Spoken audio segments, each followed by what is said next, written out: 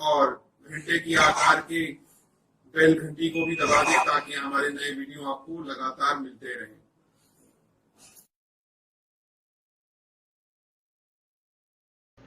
नमस्कार दोस्तों, धर्म रहस्य चैनल पर आपका एक बार फिर से स्वागत है।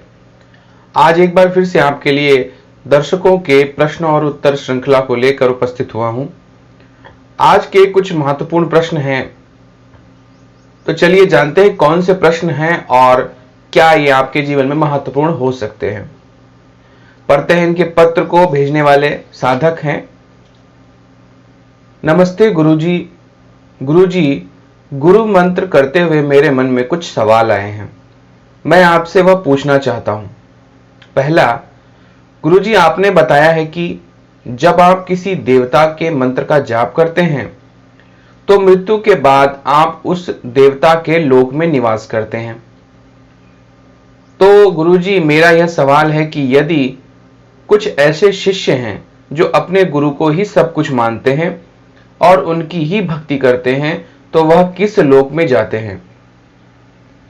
गुरुजी यदि गुरु मंत्र का जाप हम इस लोक में करते हैं तो हमारी उन्नति होती है। यदि हम गुरु मंत्र का जाप उस मंत्र के देवता के लोक में जाकर करते हैं तो क्या हमारी उन्नति उस देवता के लोक में भी होती है? इसी प्रकार काफी प्रश्न पूछे हैं, तो चलिए पहले इसी प्रश्न के उत्तर से शुरू करते हैं। देखिए, जब किसी भी देवता के मंत्र का जाप किया जाता है तो उसकी ही सारी ऊर्जा हमको प्राप्त होती है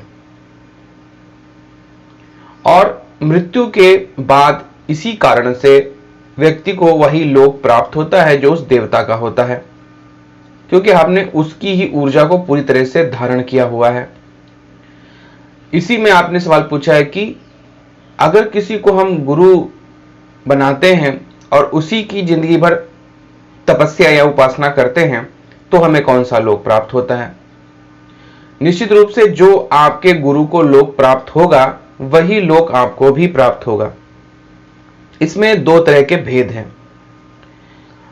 हो सकता है आपको एक साधारण मंत्र के जो गुरु हो वह मिले हो, आपको पूर्ण गुरु मिल सकते हैं, आपको किसी ईश्वर भक्त गुरु की भी जो है शरण मिल सकती है। यह आप पर निर्भर है कि आपके गुरु कौन से मंत्र का जाप करते हैं, उनकी सामर्थ्य क्या है।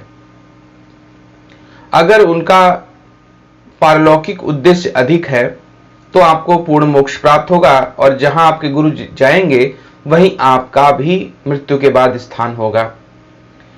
अगर आपका गुरु परमात्मा की या पराशक्ति की उपासना करता है तो निश्चित रूप से आप परमात्मा में लीन हो जाएंगे मृत्यु के बाद में, क्योंकि आपने अपने गुरु को ही पूरी तरह से अनुसरित किया, उनके पीछे पीछे चले और जो ऊर्जा आपके गुरु के अंदर मौजूद थी वही ऊर्जा आपको भी मिल गई। वही मंत्र आपने भी जपा जो आपके गुरु ने जपा था। लेकिन यह आवश्यक हो जाता है कि आपके जो गुरु हैं, अगर उन्होंने पूरी जिंदगी जिस मंत्र का जाप किया है वही मंत्र आपको पूरी जिंदगी जाप करना होता है। उन्होंने जो विधियां बताई हैं उसी के अनुसार चलना होता है। रही बात उस देवता के लोक में जाकर क्या हम मंत्र जाप करते हैं, तो देखिए जब लोक गमन हो जाता है तो फिर आप वहां जाकर के कुछ भी करें, आपकी जो अवस्था है वैसी की वैसी ही बनी रहती है, उसमें कुछ भी ऊपर या नीचे नहीं होता है। लेकिन ये कर्मलोक है, मृत्युलोक है, इसलिए यहां जो कुछ भी आप करते हैं उसी के अनुसार आपका आगे का जीवन निर्धारित हो जाता है। अब आपने अगला सवाल पूछा है कि गुरुजी जब मुझको कोई कष्ट होता है या कोई चिंता होती है तो मेरे मुंह से राम निकलता है और जब मैं विचार करता हूं या ध्यान करता हूं तो आप मेरे ध्यान में आते हैं। गुरुजी जब मैं साधना और सिद्धि के बारे में सोचता हूं तो मां काली ध्यान में आती हैं। गुरुजी मेरा सवाल यह है कि यदि यह सब मेरे मन से है तो इन सब में मैं किसे मानूं? और गुरुजी यदि मैं ब्रह्म शक्ति को ब्रह्मांड के रूप में मानकर उनका ध्यान, उनसे प्रार्थना करता हूं तो वह प्रार्थना उन तीन देवताओं के पास स्वयं पहुंच जाएगी क्या? और ब्रह्मांड तो अनंत है, उसे शून्य मानता हूं क्योंकि वह सब कुछ शून्य होता है। तो देखिए, पहली बात यहाँ पर यह है कि जब भी आप किसी भी माध्यम को ध्यान बनाते हैं, वह अंत जो उसका जो आखिरी रास्ता होता है या जो मंजिल होती है, वो परमात्मा ही होता है, क्योंकि सब ऊर्जा वहीं से चली आ रही है। जैसे कि पराशक्ति मंत्र योग के माध्यम से हम माता पराशक्ति को पूजते हैं, वह जो कि परमात्मा की पूर्ण शक्ति हैं, परमात्मा और उनमें भेद नहीं है, यह एक विधि विधान है। तो सब उन्हीं से चला आ रहा है। तो जब उनसे चला आ रहा है तो आप ध्यान किसी का भी लगाएं, अगर आपका लक्ष्य अंतिम उनकी प्राप्ति है तो आपको सब कुछ प्राप्त स्वतः ही होगा। मंत्र के 3 तरह के जो ऋषि हैं, जैसे कि मेरे मंत्र में है, आप जानते ही हैं, तो उनकी उपासना स्वतः ही हो जाती है। और ब्रह्मांड अनंत है, इसीलिए उसको शून्य भी कहा जाता है, क्योंकि नंबरों की गिनती जो होती है वो एक सीमितता लेती है, लेकिन शून्य जो है वो असीमित होता है। इसी कारण आप उनके किसी भी रूप स्वरूप को पुकारिए, किसी भी रूप को मानिए, आपका अंतिम लक्ष्य उनकी प्राप्ति होना चाहिए, तो फिर आप सीधे रास्ते पर चले जा रहे हैं। बाकी जब तक आपके अंदर इच्छाएं शेष रहेंगी, तब तक आप ऊंचे या नीचे लोकों में गमन तो करते ही रहेंगे। अगला प्रश्न है कि साधना क्षेत्र में तामसिक साधनाएं ज्यादा प्रभावशाली और शक्तिशाली होती हैं, पर गुरुजी जब हम वह साधना करते हैं तो उसमें एक नियम और बंधन होता है कि आपको किसी तरह से कोई सात्विक मंत्र अथवा पूजा पाठ नहीं करनी होती है। आपको अपनी वेशभूषा बिल्कुल उस शक्ति के अनुसार बनानी होती है जिसकी आप साधना कर रहे होते हैं। तो गुरुजी, हम साधनी जो भी करते हैं और तामसिक साधना के बाद अगर सात्विक साधना नहीं कर सकते, जब हम पर बंधन होगा कि हम सात्विक काम नहीं कर सकते, तो फिर हमारी तांत्रिक साधना करने के बाद उन्नति कैसे होगी। तो यहां पर समझने की छोटी सी बात यह है कि पहले जब हम तामसिक साधनाएं करते हैं तो हमारा सीधा सीधा उद्देश्य इच्छा प्राप्ति होता है या कोई विशेष सिद्धि की प्राप्ति। सिद्धि की प्राप्ति होने तक हम उस नियम और बंधन में बंधे होते हैं, नियमों को नहीं तोड़ सकते। लेकिन जैसे ही हमको सिद्धि की प्राप्ति हो जाती है अथवा आप उस साधना को कंप्लीट कर लेते हैं, पूर्ण कर लेते हैं, उस दौरान जो भी आपने पद्धति अपनाई थी वह अब आपके लिए पुरानी बात हो जाती है। नई साधना, नया मार्ग या नया उद्देश्य अब आपके लिए निर्मित होता है। तामसिक से आप राजसिक और राजसिक से सात्विक बनते हैं, इसलिए उस वक्त आपके ऊपर कोई बंधन नहीं रह जाता।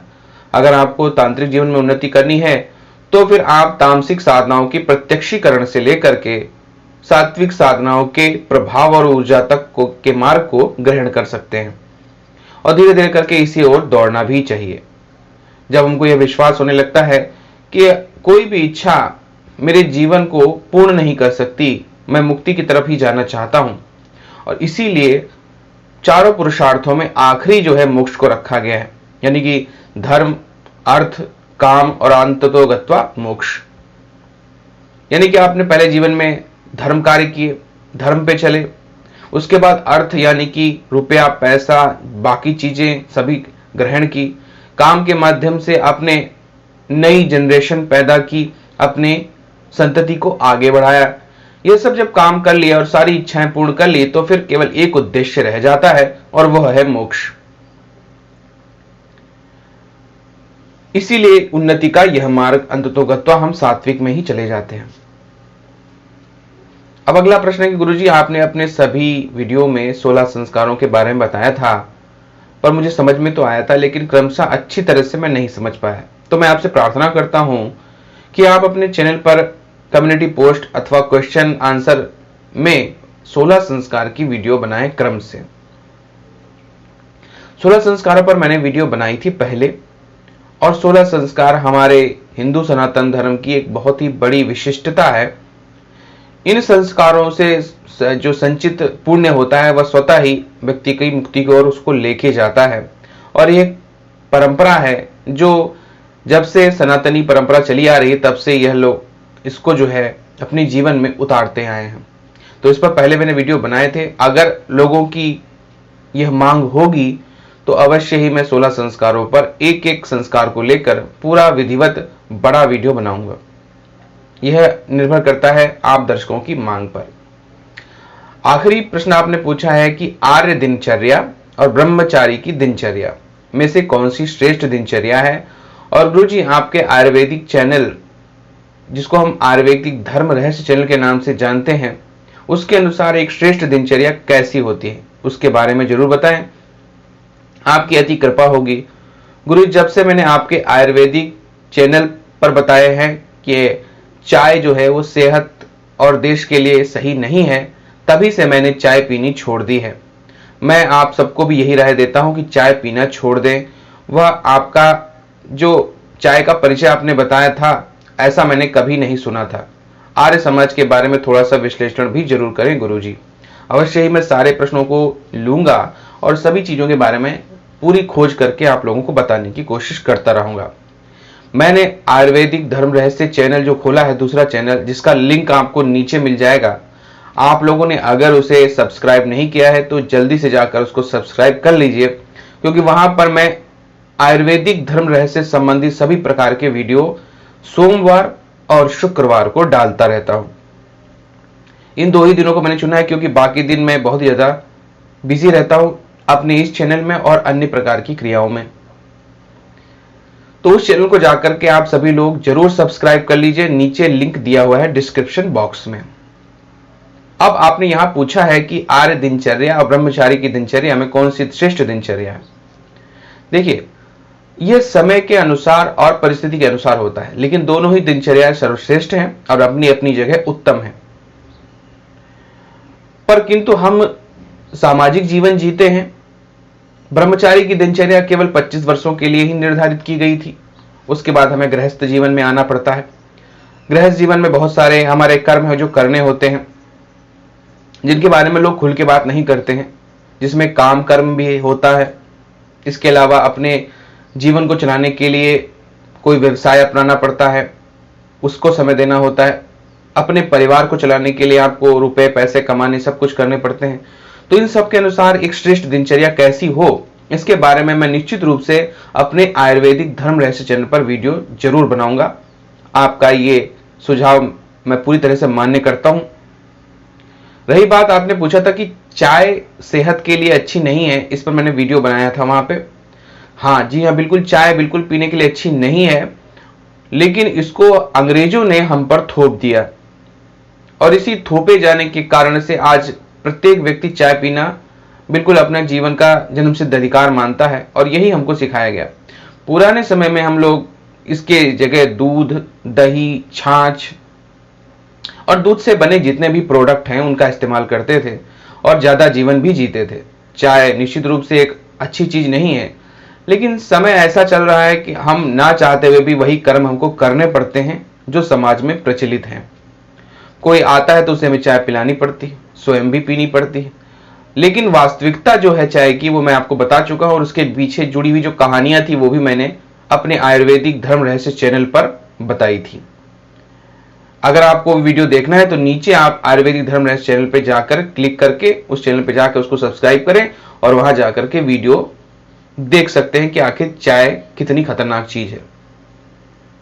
इसके अलावा जो दिनचर्या संबंधित वीडियो है वो मैं निश्चित रूप से उस पर बनाऊंगा, आपको दूंगा। इसके अलावा मैं आर्य समाज के बारे में भी थोड़ा जरूर विश्लेषण करने की कोशिश करूंगा और उनके रहस्यों को भी जानूंगा। हालांकि आर्य परंपरा को, समाज को ले चलने का जो स्वामी जी ने जो है कोशिश की थी, वो एक अद्भुत कोशिश थी और अंग्रेजों के समय में यह कार्य किया गया था, इसलिए बहुत ही ज्यादा प्रशंसनीय था। क्योंकि समाज हमारा इतना ज्यादा बुरी गतिविधियों में डूब गया था उस दौरान, जिस काल में हम अंग्रेजों की पूरी जो फैलाई हुई एक प्रणाली है उसके अधीन हो गए थे और इसी कारण से हमारा जीवन उनके अनुसार ही आज भी चलता चला आ रहा है। आज भी हम लोग अंग्रेजी को ज्यादा महत्व देते हैं, इंपोर्टेड चीजों को ज्यादा महत्व देते हैं।